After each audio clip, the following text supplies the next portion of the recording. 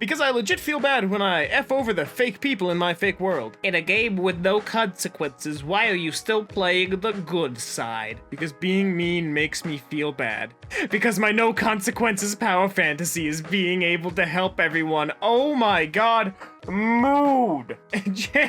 Genuinely though, that's half why I like playing video games. I like seeing the positive impact I can have on people's lives. It's fantastic, even if they're not real, you know? Every side quest you do, if that NPC were a real person, they would be genuinely thrilled that somebody helped them out to the extent that you helped them out. Or they could be money bags from Spyro, at which point maybe violence is justified. Hello everybody and welcome to Kalbus. My name is Lumo and today we are looking at r/Tumblr, a subreddit dedicated to the weird and wacky what's goings on that tumblr.com, the blogging platform with no female presenting nipple. Let's get right into it. Just whipped up a gourmet dinner, osteoporosis. This Bon Appetit meme has turned into some sort of bizarre telephone game where each incarnation sounds more and more different than the original.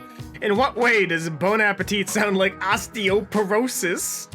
I don't know, but it's cracking me up every time I think about it. Guys, osteoporosis is a disease in which bone mass decreases. They mean frickin' bone atrophy? No! I'm sorry, all I can imagine is iDubbbz flipping off the side of a car and just, I have osteoporosis. I have crippling depression. God, dude, I love this image so much because not only are the emojis deep fried, which is an extra layer, they didn't have to go for this, but the bread is uncooked and the cheese is still in its packaging. And I'm not sure if you guys have had that kind of like single wrapped sliced cheese. It's disgusting. Never have it.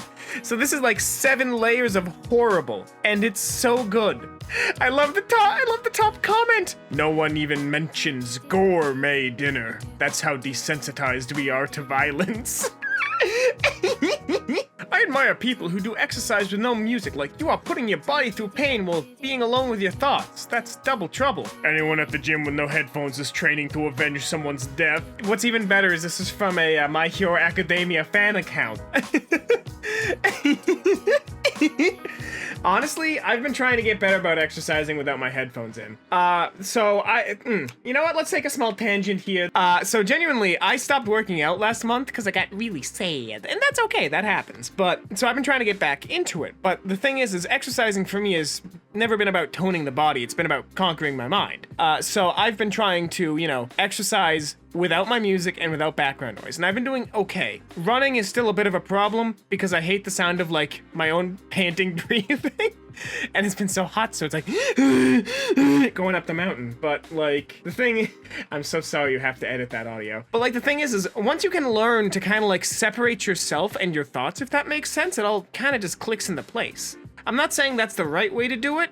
Meditation can definitely help if you can focus on your breathing and kind of rip yourself away from your mind. But once you can start to separate the pain you feel and your mind, it really makes a world of difference. Or so I've been told. I haven't gotten there yet. I do like 3 bicep curls and like break down crying. Wait, is 5 equal to 120 an actual math thing? I just reblogged it because I sincerely believe that yelling a number makes it bigger.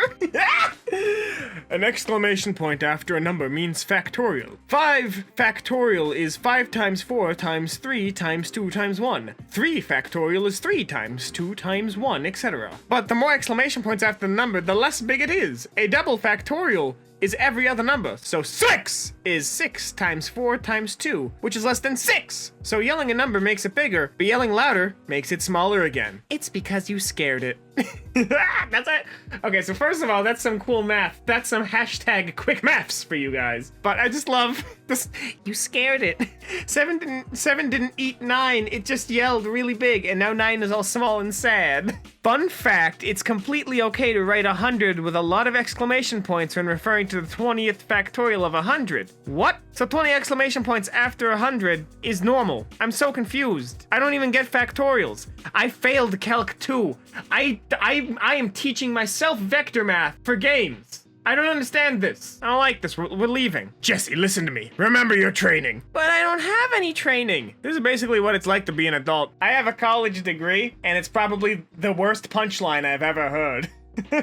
God, dude, I feel like schools today don't prepare us for life. I don't know how to do my frickin' taxes. I don't know how to properly do apartment searching. I barely knew how to write a resume. College thankfully did prepare me for that. Cover letters, networking, socialization, overcoming autism. They don't teach you these things. So it's like... What are they teaching us? This is how you do a maths. Cool. Can you teach me how my legal system in my goddamn country works? Haha. The mitochondria is the powerhouse of the cell. That's fantastic. Why do we have these archaic systems in place for our government? Like, we're not taught these things anymore, and they're so crucial. Teach me how to do my taxes. Teach me the ins and outs of my government. And also teach me how to make the perfect grilled cheese. Give me life skills, not wife skills. No, I want wife skills too. How do I prepare an avocado? I'm so lost, help. How did we get here with this post? Today I learned that according to legend, the Corgi was a gift from woodland fairies and their markings were caused by saddles and stirrups placed on their back. How can you spend hundreds of years breeding a dog into a little sausage shape and then just forget about it and say fairies did it? I mean, look at corgis. They're too happy to be naturally made. Joking aside, I feel like a lot of domestic dog breeding, because corgis were hunt dogs, I think, in ye olde England. So I have a feeling that the corgos were probably bred by, like, ancient Europeans, and then it was just kind of always there when we started actually writing stuff down. Word of mouth ain't that good in a lot of European-based cultures, because word of mouth isn't really sought to be, not sanctimonious, but it's not sacred. It's not like a thing that normally happens. So what ends up happening is this information is then lost by the time we got around to actually writing crap down. That's why, for example, Cleopatra had no idea how the hell the pyramids were built. That's not a European-based culture, but it kind of proves my point. So today it snowed for the first time this year, and I've naturally been online all day and didn't know. So I went to take out the garbage and in bare feet stepped in an inch of snow and I just yelled, "What the frick?" And then I just heard my neighbor in his backyard go, "Oh my god, she's outside." And people wonder why we don't leave our rooms. Maybe if you don't comment on the fact that we sit alone in the dark all day because the world is falling apart and we all have crippling depression, we might come outside to enjoy your company a little bit more. But also, this is the most, like, Rhode Island thing I've read in a long time, and I've never been to Rhode Island, so I'm not sure what else I've read. They learn that rats become more emotionally resilient when they are taught how to drive a small vehicle. OP, how dare you leave out this photo? Bad thing happens to me. Remembers times when I drove around in a little car? I can do this. I want to know what study happened about the correlation between rats and tiny vehicles. I need information. I need this study. Someone post the name of this study and the author in the comments, please. I need it. But also, simultaneously, we have hit peak recursion. This is a Reddit post about a Tumblr post about a Reddit post, which I'm sure was probably a scholarly article that was posted to some other social media network. Human beings are just derivative. Like, our entire existence is derivative. The Earth was based off something else. We did. Nothing is original. The Simpsons did it. The Simpsons made Earth. I would kill to live in a small home with no financial worries. Grow my own vegetables, some medicinal herbs. What more do you need? A cat. A cat! Honestly, yeah, not wrong. God, dude, I have often fantasized about just making, like, a nice little log cabin a little bit in the woods in, I don't know, maybe Vermont or somewhere. Just like a little cabin, clear out some land, buy, like, I don't know, like 20 acres or something huge, and put, like, a solar farm installation in my backyard. So I have all the power I need, I can get an internet hookup from the road, I can, you know, have a little farm, grow some vegetables, and it always sounds nice, just like a nice little log cabin. Then I remember that log cabins attract wasps, and I dedicate myself to living in the top of a skyscraper, where wasps can't breathe. Self-sustainability is a joke if there are wasps. My mom just got out her birth certificate and found out she's been spelling her name wrong for 49 years. When I was 12, Mom found my birth certificate and we found out I was born on an entirely different day than what we thought. How? How does this happen? How? I don't understand. I can't comprehend this. How? Batman! How? I don't understand. Like, this is crucial information. And better yet, your mom was there. She was literally split in half on the stirrups. Like, I feel like that's traumatic enough to remember. I need answers. Hello, I come from the forest. Ask me anything. How are the trees? I don't know who you are or what this is. AMA closed. What? And then there's just a little comic. There's a little comic of it. That's amazing. That's stupid and goofy, but I love it. I love that it's done in a traditional medium. Good for you. Proud of you. Very nice job.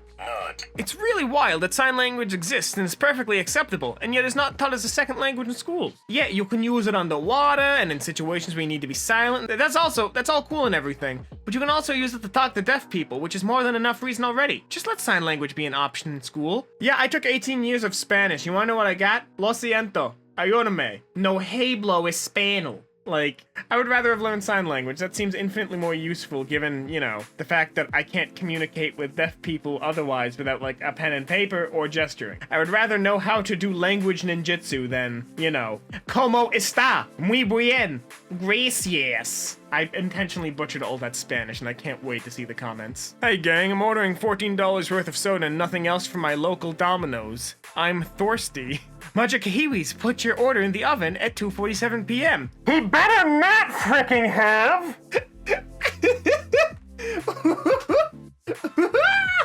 Oh, God, dude. God, dude.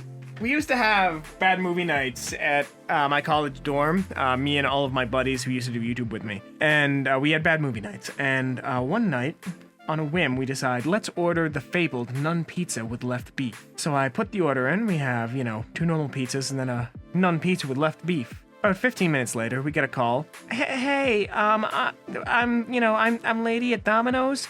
We got a pizza with no meat, no cheese, no sauce. It's just crust and sausage. And on the left side, was that intentional? Do you guys want that? And I was like, yes. My buddy has special dietary needs, and she goes like, oh no, I get it. We'll put it in the oven. And she sounded so shaken about the nun pizza with left beef that I cannot forget it. And then this goddamn crispy cracker of a pizza just sat on top of my buddy's dresser for the rest of the semester, and we found it when we were moving out, and you can only imagine the colors of that box, and college students are the most disgusting creatures on this earth. Lies I have told. I always tell people that my cat doesn't really like people that much, even though she's really cuddly, so they feel special when she cuddles them. You are the best person. I love cuddly cats. My old cat used to be a complete biatch. She hated anyone. But by the time that she had, like, achieved her middle age, she had decided, like, laps are pretty cool, and you, child, who used to pull my tail, have grown into a fine young man, and as such, your lap is another place I shall sit. Unfortunately, she grew to resent me when she realized that I have to pee a lot, which means that she would get disturbed from her lap naps very frequently by my minuscule bladder. I don't know where she is. She passed many years ago, but she lived a long and happy life, and I loved every second I had with her. And that's all the time we have here today on Kalbus. If you liked this r/Tumblr, please let us know by leaving a like, commenting, and maybe even subscribing. If you do indeed want more r/Tumblr, there will be another one popping up in just a couple of seconds. As always, my name has been Lumo, and I hope to see you in the very next Kalbus video. Have a lovely day.